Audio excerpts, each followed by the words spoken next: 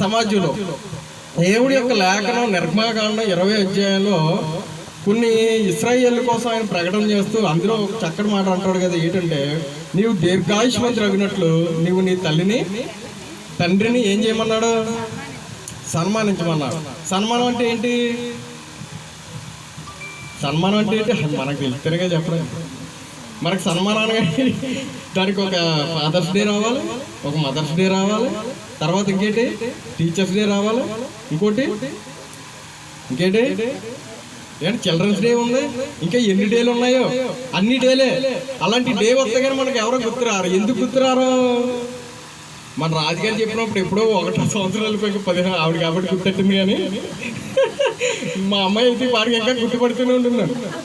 నాకు పెళ్ళి అయిపోయింది, ఏమనుకోకండి. అదిగా అమ్మాయి మా అమ్మాయి 13 సంవత్సరాలు, వీళ్ళిద్దరికో 2 సంవత్సరాలు తేడేమో అంతే. కాంత గుడ్ల వల్ల అలా కనబడతాం కానీ కంగారు పడకండి. మనం దీర్ఘాయుష్మంతులు అయినట్లయితే మన తల్లిదండ్రులను ఏం చేయాలి? మనం సన్మానించాలి. మనం వాళ్ళని తప్ప అందరినీ సన్మానిస్తాం. మరి అదేంటో మనకు అర్థం కాదు.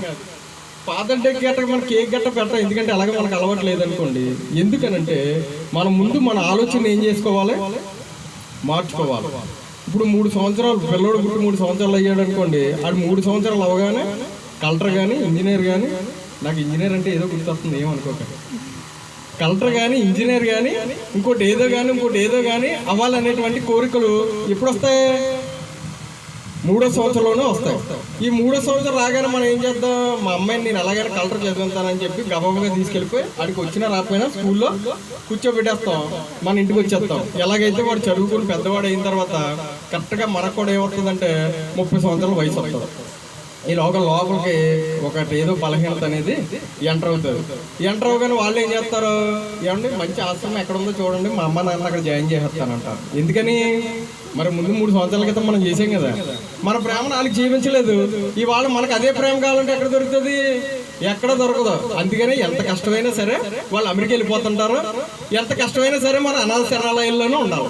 వాళ్ళ దగ్గర మాత్రం ఉండడానికి మనకి ఏం లేదు, పర్మిషన్ లేదు. ఎందుకంటే చర్చిల్లోకి వెళ్ళి ప్రసంగాలు చేసినప్పుడు లాస్ట్లో ప్రార్థన చేయండి అంటారు. అందులో మొట్టమొదటి ప్రార్థన ఏంటో తెలుసా?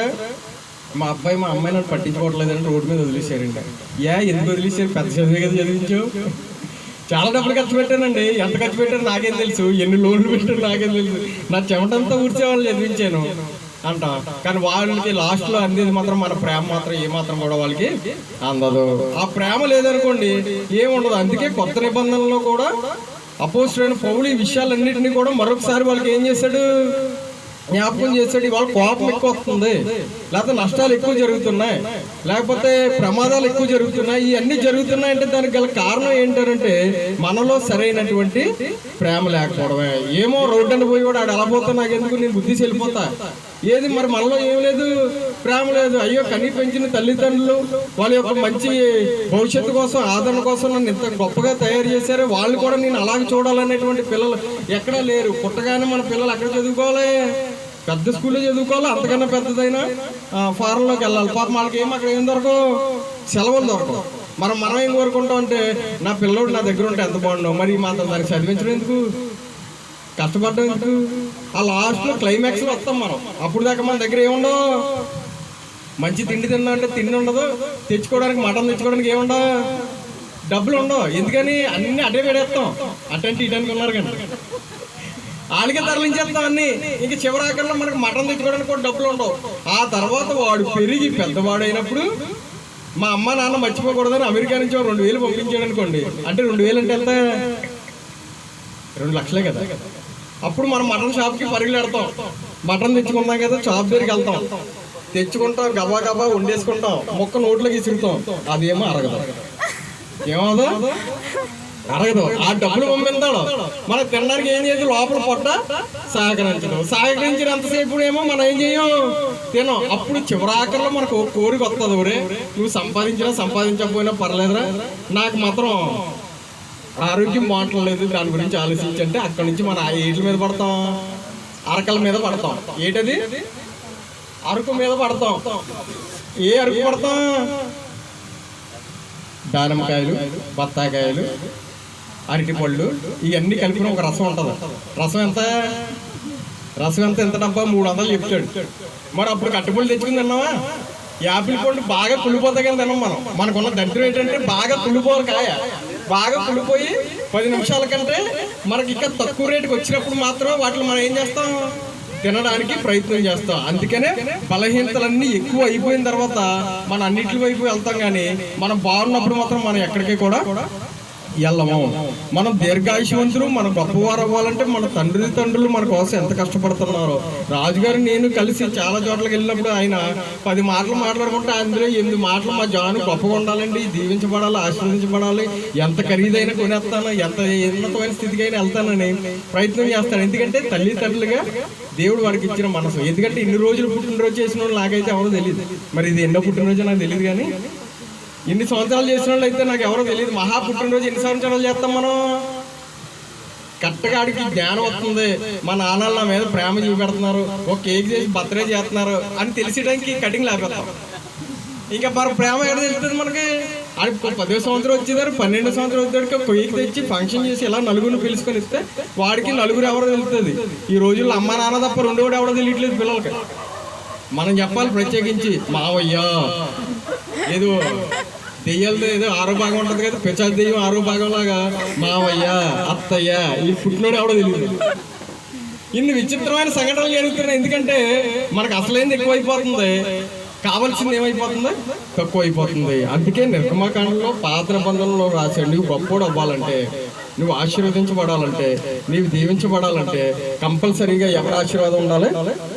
తల్లిదండ్రుల యొక్క ఆశీర్వాదం ఉండాలి. తర్వాత మనం గుర్తుపెట్టుకోవాల్సింది ఏంటంటే మన అందరినీ ప్రేమించేవారుగా ఉండాలి. నోరు మంచిదైతే ఏమండి, నోరు మంచిదైతే ఊరు ఆటోమేటిక్గా మంచిది అయిపోద్ది. నోరు మంచిది అవ్వలేదనుకోండి, మనం ఇంట్లో ఉన్నా ఒకటే, పక్కింట్లోకి మారినా ఒకలాగా ఉంటుంది. ఏమీ మార్పులు చేర్పులు ఏమి ఉండవు. కనుక దేవుని యొక్క వాక్యాన్ని ఇందాక సేవకులు సుబ్బారావు గారు చెప్పినట్లుగా దివారాత్రము దేవుని వాక్యం ఎవరైతే ధ్యానం చేస్తారో ఆనందించు. ఎలా చదవాలి? అది ఎలా చదవాలి ఏమని చెప్పరా? ఆనందించి చదువుతారా, బాధపడితే చదువుతారా? ఎందుకంటే అన్ని అక్షరాల దగ్గర మాటలు తిరుగుతాయి, కానీ బైబిల్లో మాటలు తిరగవు. మాటలు బైబిల్ దగ్గరికి వచ్చినప్పటికి ఏమవుతాయి, అటు ఇటు పోతుంటాయి.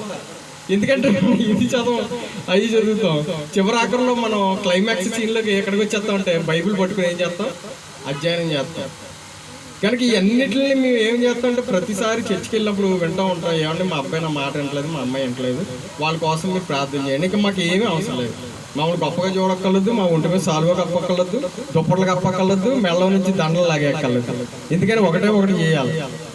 వాళ్ళందరూ బాగుండాలి, మనందరూ బాగుండాలంటే మనం నలుగురిని ప్రేమించేవారుగా ఉండాలి. ఎప్పటికీ కూడా మనం నలుగురిని ప్రేమించేటువంటి విషయాన్ని మనం ఏం చేయాలి, జ్ఞాపకం ఉంచుకోవాలి. అందుకని పెద్దల యొక్క దీవెన మనకు చాలా అవసరం. అందుకని దేవుడు ఆయన ఎదుగుచున్నప్పుడు దేవుని దయందును మనుషుల దయందును వర్ధిల్లుచు వచ్చాడు. కానీ దేవుడి దయ కావాలి, రెండోది ఎవరు కావాలి, పెద్దలైనటువంటి మీ అందరి దయ కావాలి. అందుకని మామూలుగా రాజుగారు నేను ఎప్పుడైనా కలుసుకున్నాం అనుకోండి, ఇలాంటి చిన్నగా మేము చేసేద్దాం అనుకుంటాం. కానీ ఈ మాత్రం సెట్టింగ్లు వేయాలంటే కొంచెం కష్టము. రెండోది ఏంటంటే చిరాకు. పైగా దీనికోసం వారం రోజుల నుంచి రెక్కి నిర్వహించాం. సరిగ్గా లాస్ట్ ఎండింగ్లో 2 రోజులు ఉందనగా వర్షం ఒక్కసారిగా మెరిసింది. మెరగానే మాకు లోపల ఏమైనా హార్ట్ అటాకులు స్టార్ట్ అయినాయి. నిజమైన దేవుడి విశ్వాసులు అంటే మేమే అనుకోండి, కానీ మాకు లోపల ఏముంటుంది, సరిగ్గా అప్పుడే పడుతుంది. మరి అదేంటో నాకు అర్థం కాదు, అప్పుడే ఆగిపోతుంది. ఇవాళ ఎన్ని దృష్టిలో కంగారు పడ్డా నేనే, వెళ్ళడానికి ఉందా లేదా అని.